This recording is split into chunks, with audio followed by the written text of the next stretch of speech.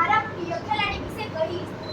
બધા જ લોકોની મનપસંદ અલગ અલગ હોય છે. અલગ અલગ તો તેને રસ હોય તે પ્રમાણે તેનો શોખ પણ અલગ હોય છે, રમત પણ અલગ હોય છે, પ્રિય વ્યક્તિ પણ અલગ હોય છે.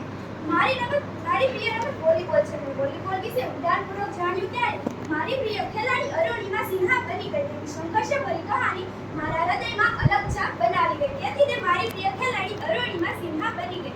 તો હું તેના જીવન પરિચય વિશે જરાક ઝાંખી કરાવીશ. અરુણિમા સિન્હાનો જન્મ ઉત્તર પ્રદેશના લખનઉ પાસે આંબેડકર નગરમાં થયો હતો. તેના પિતા ભારતીય સેનામાં હતા અને માતા સ્વાસ્થ્ય વિભાગમાં સુપરવાઇઝર હતા. પિતાના મૃત્યુ પછી પરિવારની બધી જ જવાબદારી તેની માતાએ સંભાળી લીધી હતી. જો તમે તેના જીવન પરિચય વિશે જાણો તો આપણું હૃદય કંપી ઉઠે. તેઓ તે સંઘર્ષ કરી આ મુકામ સુધી પહોંચ્યા છે.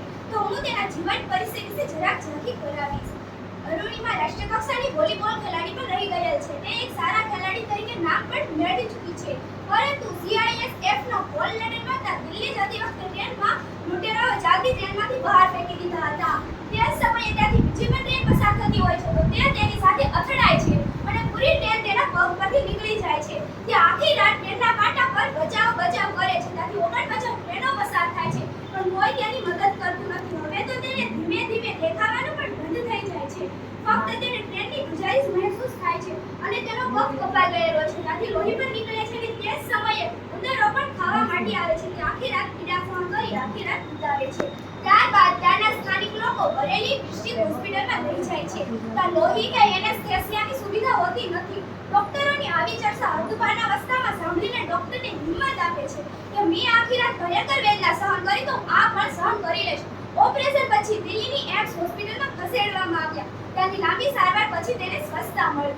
હવે તો તેને પોતાની જીવનની દિશા બદલવાનું નક્કી કર્યું. તેણે હોસ્પિટલની પથારીમાં જ નક્કી કર્યું હતું કે પર્વતારોહણ કરીશ. લોકોએ તેને પાગલ ગણી કે પગ વિનાને પર્વતારોહણ ન કરાય. પરંતુ તેનામાં સંકલ્પ શક્તિ હતી. હવે તો પર્વતારોહણ કરવા માટે જરૂરી માર્ગદર્શન અને તાલીમ મેળવવા એની સામે બે કપરા પ્રશ્નો હતા.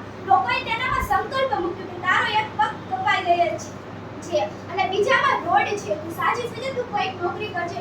લોકોને તેનું અપંગ શરીર દેખાતું હતું. અડગ આત્મવિશ્વાસ. અરુણિમાના પરિવારે એને પ્રેમથી સાંભળી. અડગ મનોબળ મજબૂત બનાવી તે જિંદગીની મુશ્કેલીમાં પથારીમાં પડી રહેવા ન માંગતી હતી. તેને 1985માં એવરેસ્ટ સર કરનાર પ્રથમ ભારતીય મહિલા બચેન્દ્રી પાલ પાસે પહોંચી. તેને અરુણિમાની વિશ્વની અળતા જોઈ. તેને પર્વતારોહણ જેવા દુર્ગમ વિશ્વ સર કરી લીધો હતો. હવે તો જગતને બતાવવા ખાતર તે ચડવાનું બાકી હતું. પછી તેની તાલીમ શરૂ થાય છે અને બધા એક સાથે નીકળી જાય છે. તે અરુણિમાને સલાહ મળે છે, અરે તું ધીમે ધીમે આવતી, અકળાતી અને વધુ મહેનત કરતી. 8 મહિનામાં પરિસ્થિતિ બદલાણી. સૌની સાથે સામાન ઉપાડી નીકળી અને સૌની लहरों से डर कर नौका पार नहीं होती, लहरों से डर कर नौका पार नहीं होती, कोशिश करने वालों की